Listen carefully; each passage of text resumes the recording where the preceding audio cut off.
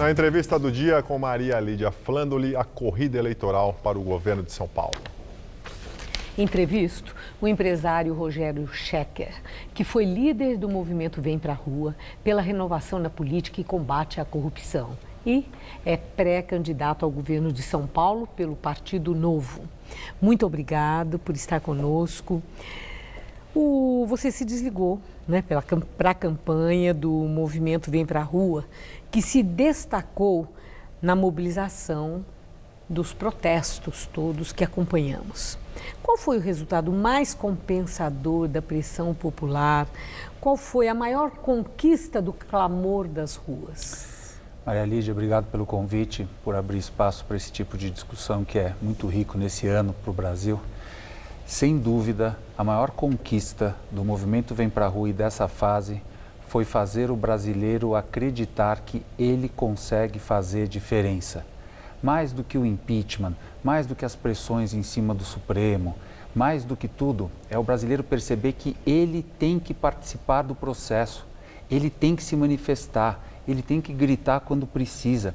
E ele aprendeu que mesmo de forma pacífica é possível fazer pressão e mudar o Brasil. Eu espero que isso seja apenas o começo.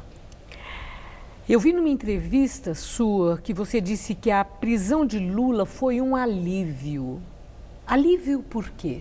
Por causa da aplicação da justiça para todos.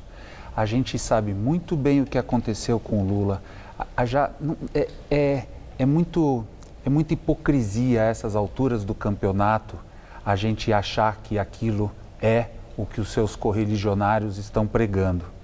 Então a gente precisava de um exemplo que deve ser seguido por muitos outros agora, de que a lei tem que ser aplicada mesmo para um ex-presidente. Não é o que aconteceu no Brasil até hoje e é outra indicação de que o Brasil está mudando. Se isso não acontecesse, a esperança do povo brasileiro em mudança ia ralo abaixo.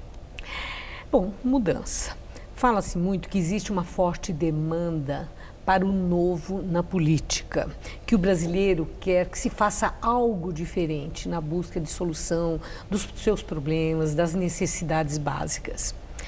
Agora, se o brasileiro quer o novo, Rogério, o que é que explica os antigos nomes na política é que estão no topo das pesquisas de preferência de voto? O brasileiro quer mesmo mudar? O brasileiro quer muito mudar e ele se sente algemado e muitas vezes impotente para mudar. As coisas estão mudando, Maria Lídia, e em grande parte por causa de tecnologia. A tecnologia que a gente tem hoje não é a mesma tecnologia que nós tínhamos nas últimas eleições presidenciais.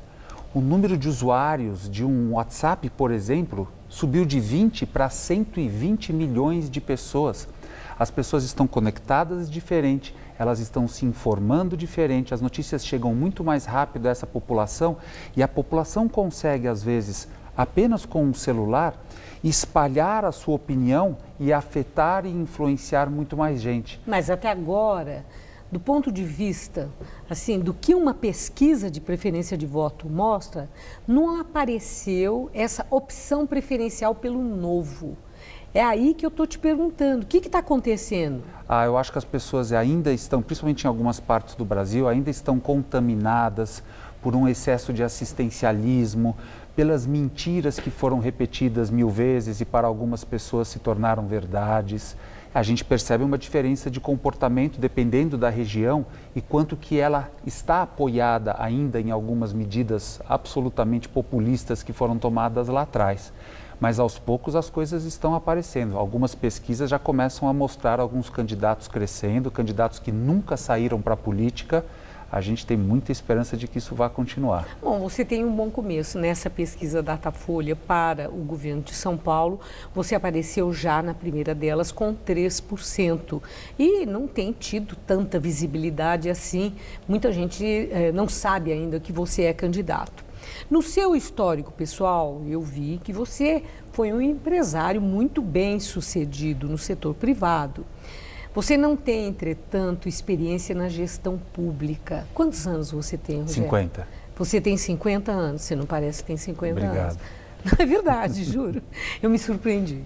Mas, de qualquer forma, o que você vai apresentar para o eleitorado como a sua principal credencial para ser o governador do principal estado do país? Em primeiro lugar, Maria Lídia, aparece muito essa pergunta da falta de experiência.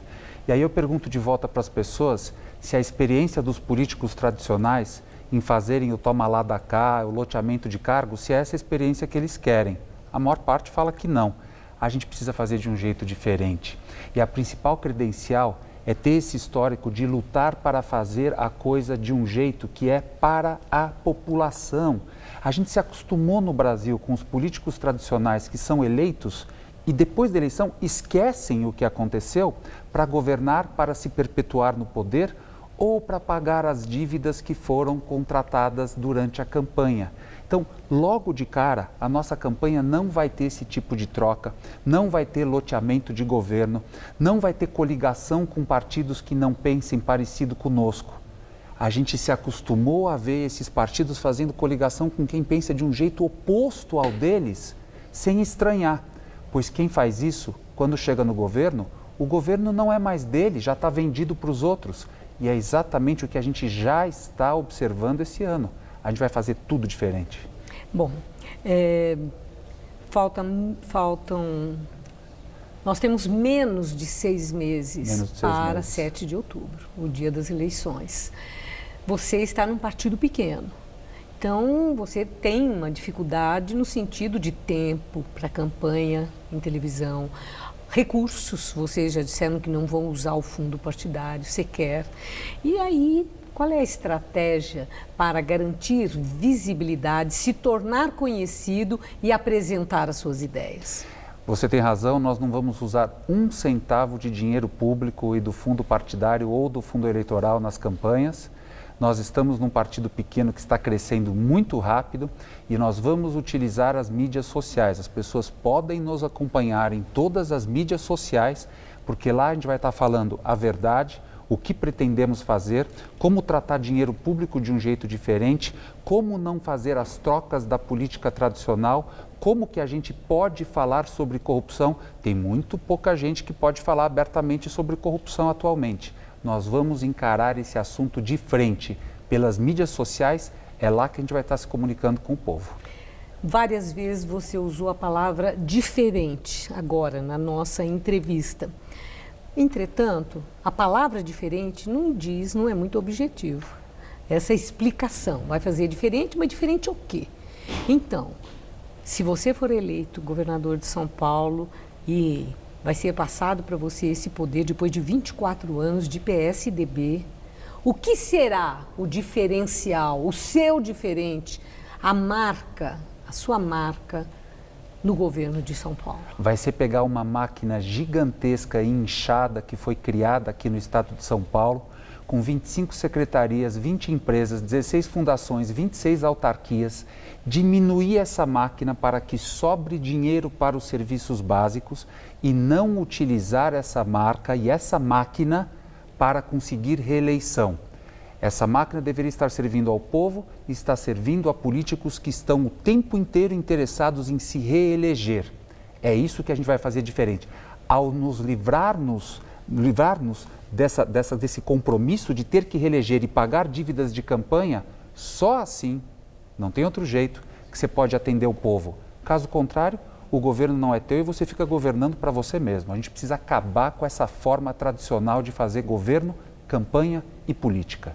Muito obrigada, Rogério Schecker, por sua entrevista. Espero que você volte nesse ano de campanha e muita trabalheira para trazer mais informação a quem nos assiste. Uma boa noite, obrigado. Obrigado, Maria Lídia.